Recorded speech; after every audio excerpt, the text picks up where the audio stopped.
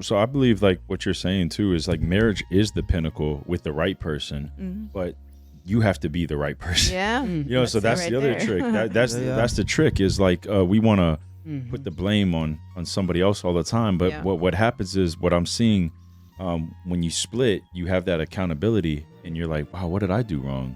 So that's what happens when you lose a football game. You go, the team goes back and you look at film and you go, man, what did I do wrong? What were my weaknesses? Yeah. And then that's when you get strength. Yes. And you expose your weaknesses and then you attack those weaknesses and you become stronger. So like, maybe you, in that relationship, you struggled with alcohol.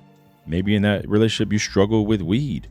Or you had a porn problem or something, you know what I mean? But Self-love. like you have to overcome those things. So the next relationship, you're not carrying that giant with you. You have to defeat that giant so that other person that other husband or wife that's waiting for you, doesn't have to deal with the same thing the last one had to deal with. Exactly. Because that's how you end up having, and vice versa. So like, it's just really interesting. And I think another point that I believe you made, Paula, was like, don't forget about yourself. Oh my gosh. Yeah. Don't forget about yourself. And by the way, on that tone, I just want to say that thank you for your vulnerability. I thought that was really beautiful. And we see you. That's huge. You missed a really great poem. But when you edit, you're gonna see it. You're gonna see it. Yes. Or you listen, you're gonna hear it. Dope.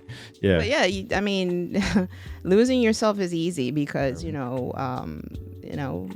human beings are fascinating. The majority of them are fascinating. Everybody has a story. Everybody has something unique about them, and I tend to be the person that sees that in people. Like that's my gift.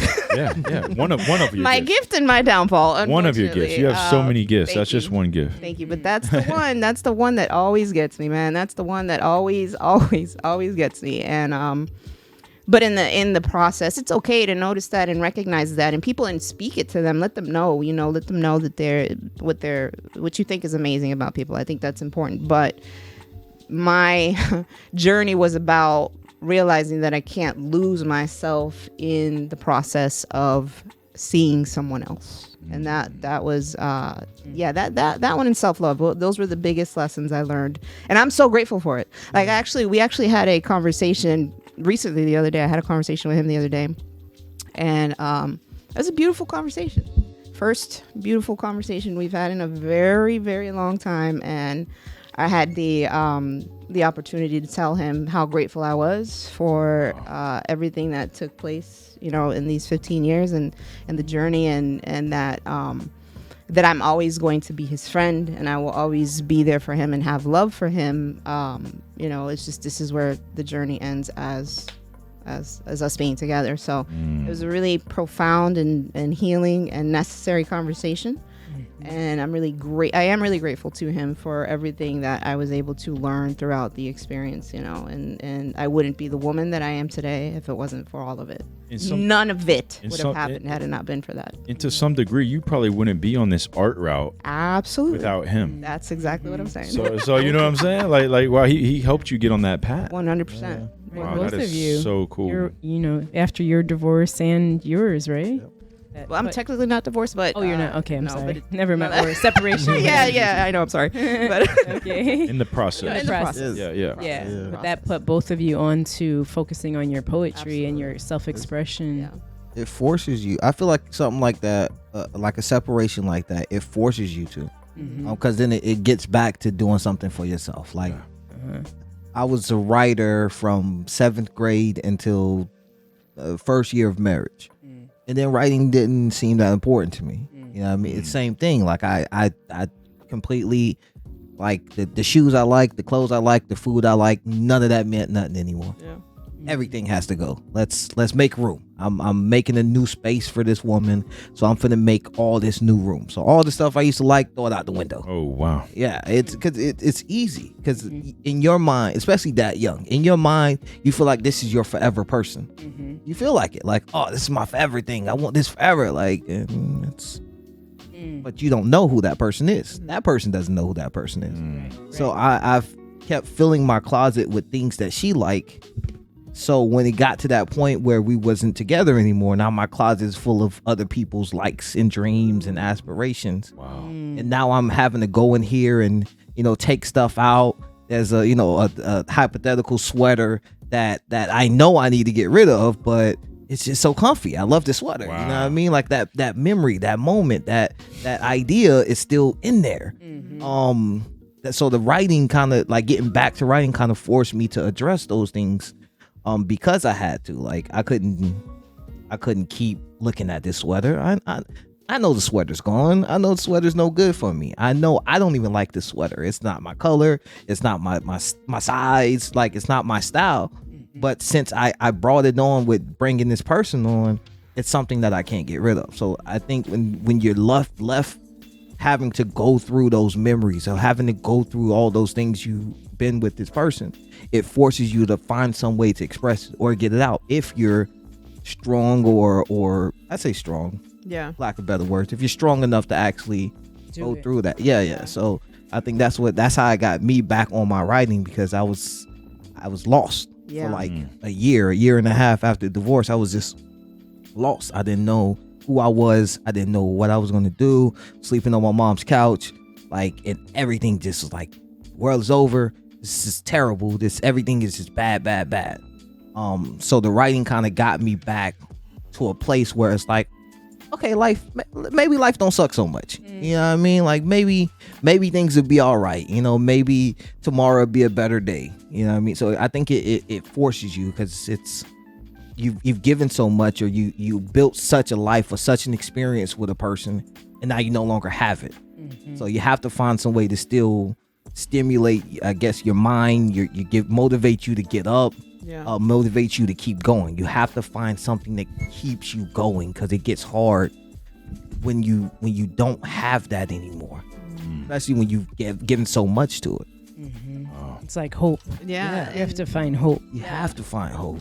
And also I feel like just being in that intense emotion, like, because this is very emotional, obviously, going through separation, divorce, marriage, blah blah, it's highly emotional. You're very in tune with what you're feeling. That's, for me, I'm an emotional writer for the most part. The majority of stuff I write is because I'm in my feelings, and that is the best way to be in your feelings, is going through that kind of stuff will put you in your feelings, and it's like it just pours out. It pours out. So wow, I'm listening to you guys, and I'm realizing that to help some of the audience, as well as young men and women, which is our audience as well, is writing and reading and exercise and healthy foods. Like when you are going through that transition, you just got out of a toxic or a bad relationship. That's the best way to like take care of yourself. Definitely.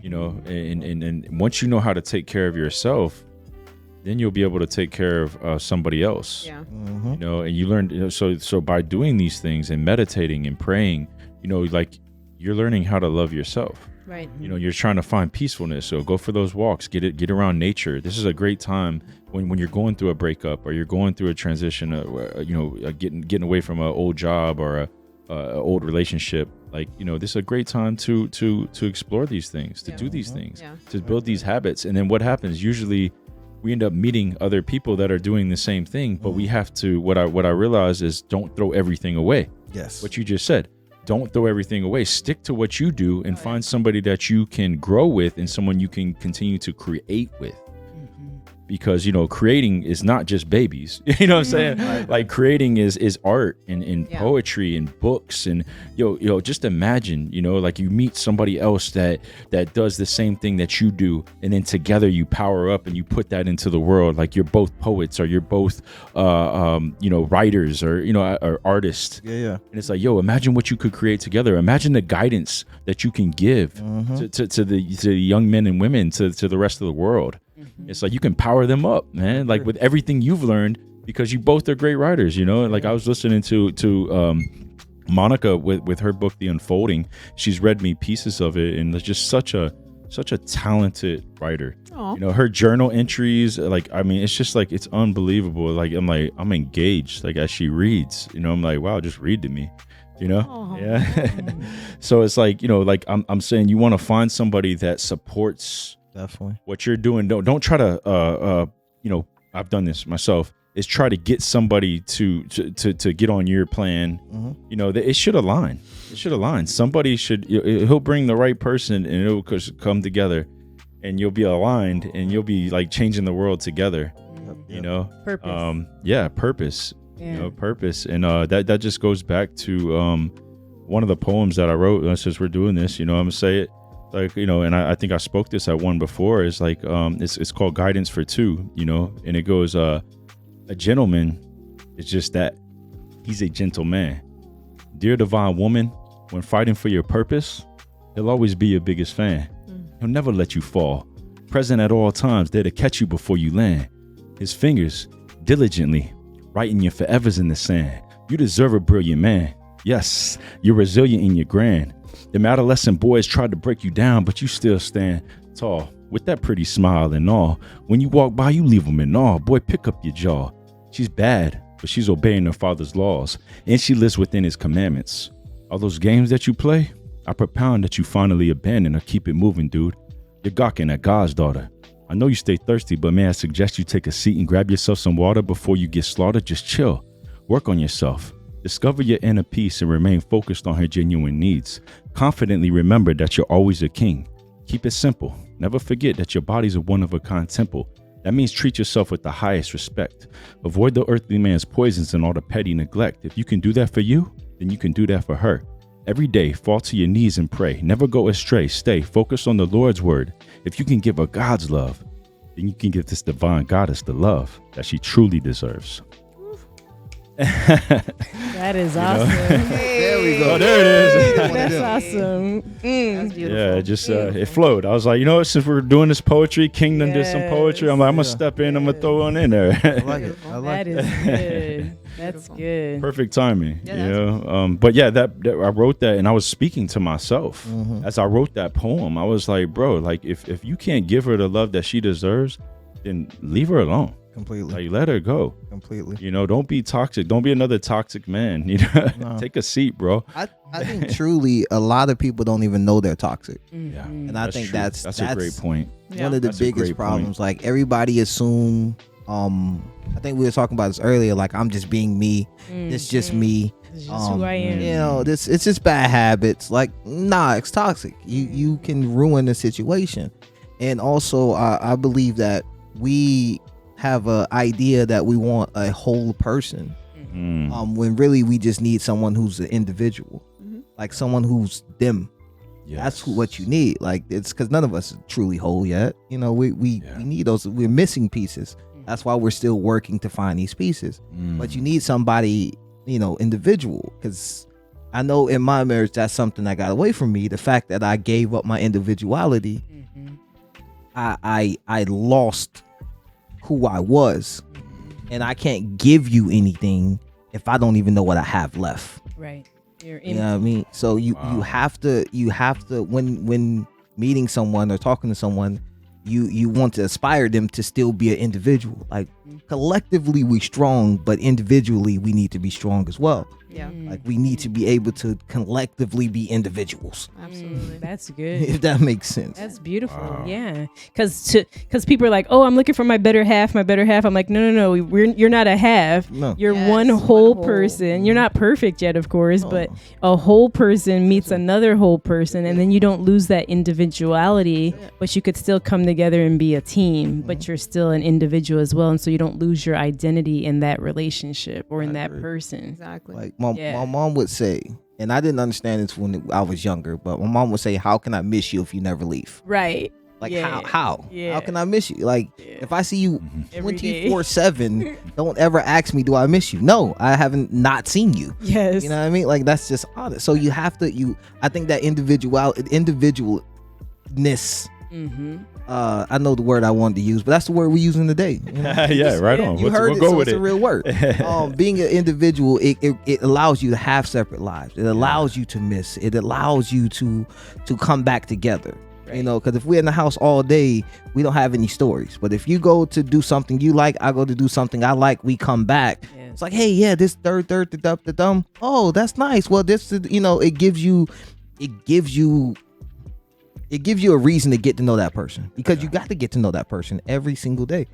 Yeah, it's fuel. It's coal. It's coal to the fire. Like keep the fire burning. Yeah. And also it's about not losing track that as individuals we each have a purpose. Exactly. So you have to continue on your purpose regardless of Yeah. what else is going on. Yes, we can have a purpose, a goal together, but as individuals we each have a purpose. We each have a reason that we're here, and it is your responsibility to see that through.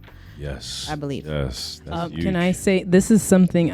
I was with my ex-husband from 17 to 38, so for 21 years of my life. Then straight from him, I went to another relationship for almost 4 years. And so when that ended, I was devastated. And so this is something I'm saying to the viewers. It's crucial that once you end a relationship, especially a long relationship or a marriage, and then you go into another one, it's like I was totally lost. Like my whole identity, I didn't know who I was. And so I was just like, who's Monica? Like I let go of all the artistic things, dance, just all the stuff that made me who I was. I lost myself because I kept trying to pour myself into these other men and trying to, be all for them and then for my children and then working, just all the stuff that you're juggling. I was like, I didn't know who I was. And so what I did is I made a conscious decision I was like, I'm not going to get into another relationship. I'm going to be single for at least a year, and I'm going to put myself through therapy. So once a week I went to a therapist and I got to talk about my daddy issues and all the abuse in my marriage and being cheated on. And then with the new guy being, the other woman, not knowing that I was the side piece, thinking I was it. So anyway, so I had to talk all that through. So I did a full 6 months of therapy, just talking through all these issues. And so one thing, like David was saying, it's great to write and to journal and, do all that, exercise, go out, bike riding, do all that stuff. But another missing element is to really get therapy from a professional, because that person, you're able to express that and get all that stuff out that is so deeply buried that you don't even know. And then you lose your identity where you're like, okay, I have to discover who I am and begin this journey so that I could be on my path to wholeness and not just jump from one relationship to another, because most people are just jumping from, as soon as they break up with one, they're looking for the next person because they're trying to fill that void. And they're doing themselves an injustice and a disservice because they're getting more and more lost, more and more confused, more and more broken, and they never take the time to be like, okay, I'm going to be single. I'm not going to be with anybody. I have to get myself together. I got to know myself. I got to find my identity again and not just jump to the next person, even though it could be so easy and so tempting to have the self-control to say, no, I'm going to be single, Well, this is another big issue that this kind of triggered something in my mind is a lot of women, when they leave, especially younger women, when they leave a relationship with a long-term relationship with a man, they're in a bad position, like financially, everywhere, and then they don't even have the financials, or they're focused on trying to survive, right? And this is what's happening. So this is what's happening, and then those women are, men are meeting these broken women, and they're trying to help them, and it's just like it's so hard, because I've been there. It's so hard on us. And we care, we have a heart, right? So then we try, and then we get plugged into these broken women. Yeah. That and then they pull you and they suck you in, and you spend all this energy and funds and time and effort, trying to build them back up from the man that just destroyed them, and then they go and destroy you. You know what I'm saying? That's what we deal with. So that's the opposite spectrum, and we're playing cleanup. We're cleaning up someone else's mess all the time. All the time, and that's what happens. And a lot of times, those broken women, they don't recognize a good man, and then they always want, okay, you're doing all this, but you ain't doing this. It's like, and that's where we get those problems where we're like, it's frustrating. It's frustrating, man. It's never enough. No, it's never enough, really. I just did all this. I cleaned up your whole situation, but you're still but what about this over here? Yeah. And that's what happens to us, So I think a lot of men are not having the opportunity to say this. Because a lot of good men are dealing with this, and that's what makes them good men, is because they're trying to help, trying to help these broken women. And it's not fair. It's not fair that those women are in those predicaments, but I also think that men need to be aware before you get yourself into that. Look at the situation and don't have the superhero complex. That's what I wanted to talk about today. It just came back to me because I have that superhero complex. I think I can save everybody, right? Oh, gosh. And then I end up wasting so much time and energy. I'm spinning my wheels. Money, everything. Yes. Giving it Look, all up. Chris is loving this. Really loving this. And Chris probably has a superhero complex to some degree. Yeah. Smart man. Smart Yeah, man. yeah. And sometimes it takes us a long right? time to I'm 36 years old. It takes us a long time to recognize that we have that. Yeah. And women, and some of these women, Women which have is it. wrong of them, Yeah. will keep taking it and allowing you to play that Superman, and taking advantage of you. So that's where they're wrong. Absolutely. And not giving you what you need Right. as a man, like the other things that because men need things too. We need, we need love and support and all this other, things that help. Yeah. They They need and we to be become the helper. Yeah. I know me as being a single woman for 11 years, people will be like, oh, why don't you just go get yourself some rich old sugar daddy and he'll take care of everything. And I'm like, no, I don't want that. Like, No. I'm not trying to use a man and get everything out of him that he wants to give me.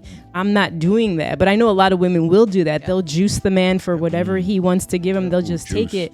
But I was just like, no, I'm not going to use a man. That's not who I am. That's not what I want. If I'm going to be with someone, it's going to be for love and purpose and not for me to just The take inside. advantage of the guy, whatever resources he has, Absolutely. Yeah, Yeah. that makes sense. I mean, I think it comes back down to being mutually beneficial, as you were speaking on earlier. Because some people, if you bring them ice cream every day, and they never have to do anything, they don't have to get up the table, they don't have to give you back the bowl. You're gonna come and clean the bowl, you're gonna wash it. If you do that every day, and you That's don't what they ask for expect. anything, you kind of sometimes we set ourselves up, in the name of consistency. Sometimes, you're conditioning them to disrespect you and to use you. yeah. Like, If it's not communicated or reciprocated, Right. then that's the environment that you're fostering. right. Yes. Like I know this guy who met this woman. Before they met, she was very self-sufficient, self-sustainable. She did her thing. He met her, he kind of just spoiled her. Did everything. Spoiled her. And now it's like, hey man, why she? Because you set that up. That's the standard you set. And sometimes you have to really pay attention to the standard you set, because not everybody deserves everything. That's Sometimes things should come in layers. It should come as stages in life. Like, right. I don't mind going out on the first date and opening doors for you and stuff like that. Right. Stuff like that. But I'm not looking to pay your rent on the first date. You know what I mean? Like there has to be levels, and some Boundaries. people, some people, that's where it goes. Like that boundaries, we often don't know, what boundaries set, because we don't have boundaries. We don't have that self-discipline to even set up those boundaries. Right. We just assume, if we're in a relationship, then we can't talk to nobody, obviously. But it's easier to set up, at least how it was for me. It was easier for me to set up boundaries when I had a reason to set up boundaries. That's what I felt. Like I was married or I was in a relationship. So get away from me.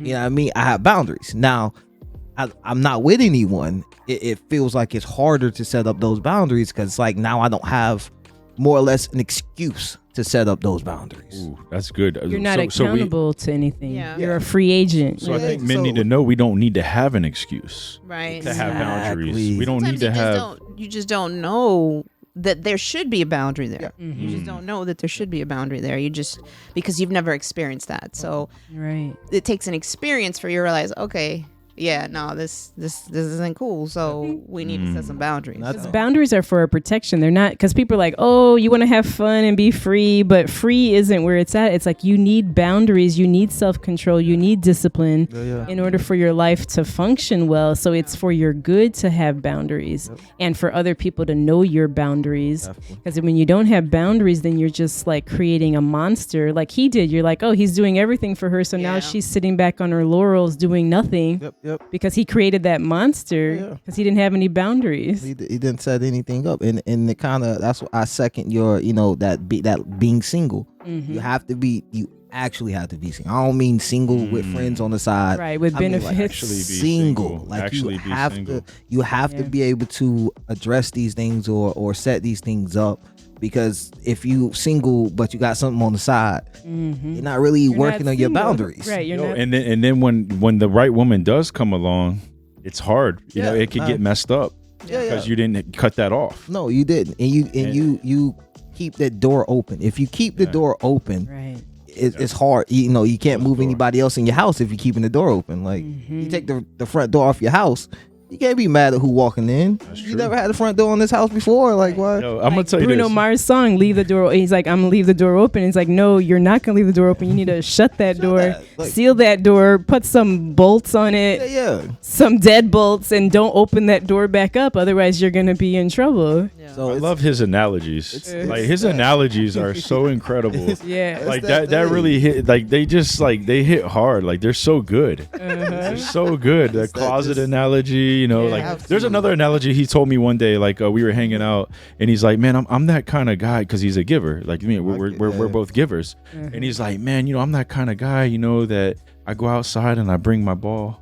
You know, and everybody's playing with it. And then I look up and I'm like, hey, what? Oh, why'd you take my ball? Yeah. You know, like I forgot how you put it, but I was like, yo, that hit hard. I was I'm the kid at the playground that think everybody my friend. there it is. Yep, there it is. That's the thing. Like Yes. I'll come like, hey, yeah, we friends, right? And now, you know, I never see anything I brought up at the thing because Yeah. we were friends, right? You know, but I had to learn that, you know, not everybody is your friend. Yeah. I used to be like that. Yeah. And when you do poetry and stuff, and when we go out and we meet people, like after the show, like we spoke about this, you're fired up. Everybody's fired up, and everybody wants to be a part of what you're doing now, and they all want to connect. And you got to go. Oh man, not everybody is good for connection. Right. Exactly. You know, like I don't even know your character. I don't even know how you move, but you want to plug me into something.